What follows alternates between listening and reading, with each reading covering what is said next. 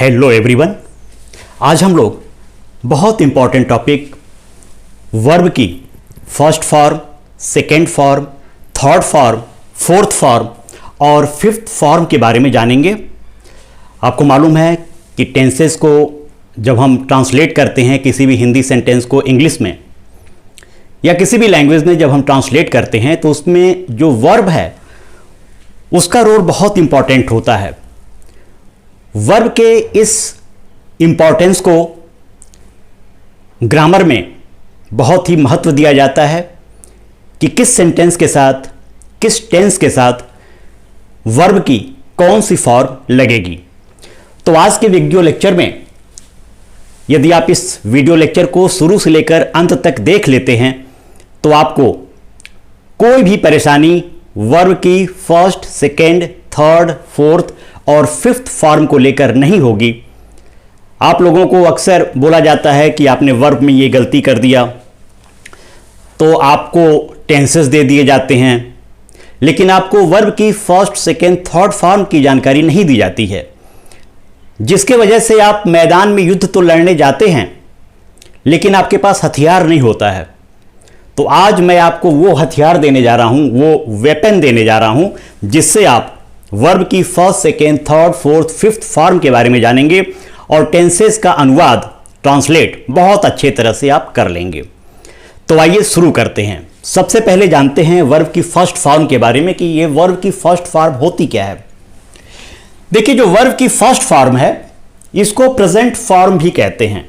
Present form या इसको base form कहते हैं। याद कीजिएगा इस चीज को, कॉपी में ना हो तो आप इसको नोट भी कर लीजिएगा। जो वर्ब की फर्स्ट फॉर्म होती है उसे प्रेजेंट फॉर्म या बेस फॉर्म कहते हैं। जो वर्ब की सेकेंड फॉर्म होती है उसे पास्ट फॉर्म कहा जाता है। जो वर्ब की थर्ड फॉर्म है उसे पास्ट पार्टिसिपल फॉर्म कहा जाता है। जो वर्ब की फोर्थ फॉर्म है उसको आईएनजी फॉर्म या प्रेजेंट पार्टिसिपल फॉर्म कहते हैं। और जो वर्ब की फिफ्थ फॉर्म है, जब वर्ब में हम यस या ईएस लगाते हैं तो वर्ब कैसा दिखता है, उसे वर्ब के फिफ्थ फॉर्म में रखा जाता है। एक चीज और ध्यान दीजिएगा कि वर्ब की फर्स्ट फॉर्म हमेशा प्लूरल वर्ब होता है, यानी प्लूरल सब्जेक्ट के साथ यूज होता है वर्ब की फर्स्ट फॉर्म। और जो वर्ब की फिफ्थ फॉर्म है वो हमेशा सिंगुलर सब्जेक्ट के साथ यूज होता है, यानी सिंगुलर वर्ब होता है। उसको यस या ईएस लगा के हम सिंगुलर वर्ब बना लेते हैं। अब इसमें दो मैंने लिखा हुआ है, दो वर्ब मैंने लिखा है। पहला है लाफ, लाफ यानी हंसना। लाफ का जो सेकेंड फॉर्म होता है लाफ्ड, LAUGHED, ईडी लगा देते हैं तो वर्ब की सेकेंड फॉर्म यानी पास्ट फॉर्म हो जाती है। इसी तरह वर्ब की third form past participle form, इसमें भी ईडी लगा देते हैं तो वर्ब की थर्ड फॉर्म बन जाती है। अगर इसको वर्ब की फोर्थ फॉर्म लगाना हो तो लॉफ में आईएनजी लिख देंगे तो ये वर्ब की फोर्थ फॉर्म बन जाएगी। और इसी लॉफ को यदि वर्ब की फिफ्थ फॉर्म करें, यस या ईएस लगाएं तो LAUGH यस कर देंगे तो वर्ब की फिफ्थ फॉर्म बन जाएगी।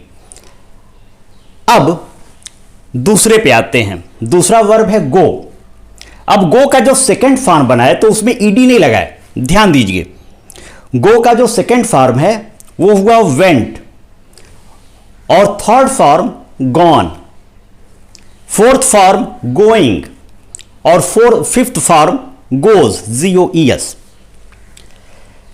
तो इसमें जिन वर्ब्स में लास्ट में ईडी लगाने से सेकेंड या थर्ड फॉर्म बन जाती है उसको रेगुलर वर्ब कहते हैं, रेगुलर वर्ब। और जिस वर्ब में ईडी लगाने से वर्ब की सेकेंड फॉर्म या थर्ड फॉर्म नहीं बनती उसे इर्रेगुलर वर्ब कहा जाता है। इस चीज को ध्यान दीजिएगा कि रेगुलर वर्ब उसे कहते हैं जिसमें वर्ब की सेकेंड फॉर्म या थर्ड फॉर्म में ईडी लगा देते हैं, और इर्रेगुलर वर्ब इसे कहते हैं जिसमें वर्ब में ईडी नहीं लगता है सेकेंड फॉर्म या थर्ड फॉर्म में, वो इर्रेगुलर वर्ब होते हैं। आपको और जैसे एक और एग्जांपल मैं लेता हूं, पुट, एक वर्ब है पुट।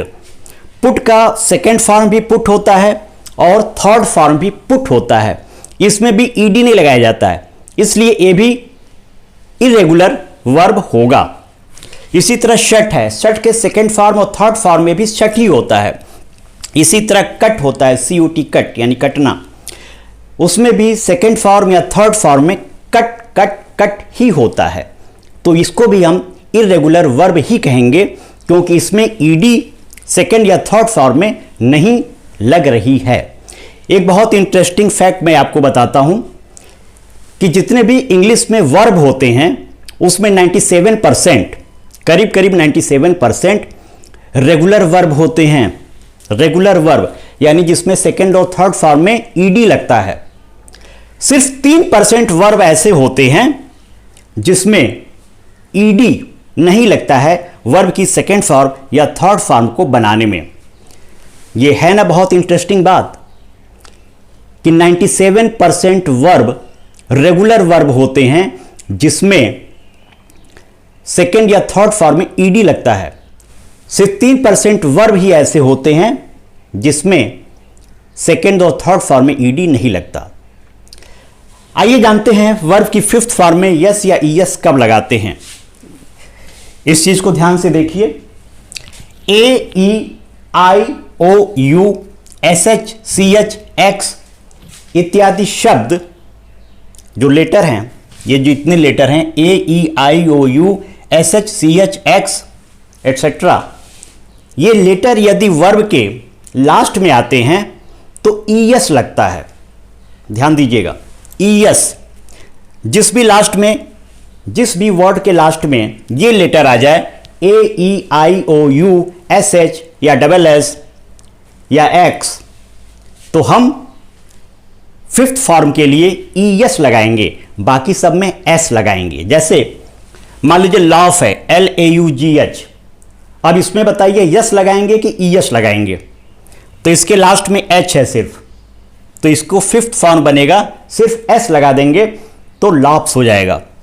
अब देखिए गो है, GO, लास्ट में ओ है, और आपने देखा है नियम AEIOU, यदि वर्ब के लास्ट में हो तो ईएस लगाते हैं, तो यहां पे ईएस लगाएंगे। वर्ब की फिफ्थ फॉर्म के लिए गोज हो जाएगा ये ईएस।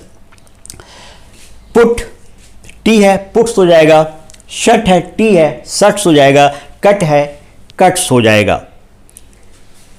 तो आपने देखा रेगुलर वर्ब और इरेगुलर वर्ब के बारे में, वर्ब की first form, second form, third form, fourth form और फिफ्थ फॉर्म के बारे में। यह भी आपके लिए जानना आवश्यक है कि वर्ब की थर्ड फॉर्म हमेशा हैज, हैड, हैव के साथ लगता है। यदि किसी सेंटेंस में हैज लगा है, हैड लगा है या हैव लगा है तो वर्ब की थर्ड फॉर्म जरूर आएगी।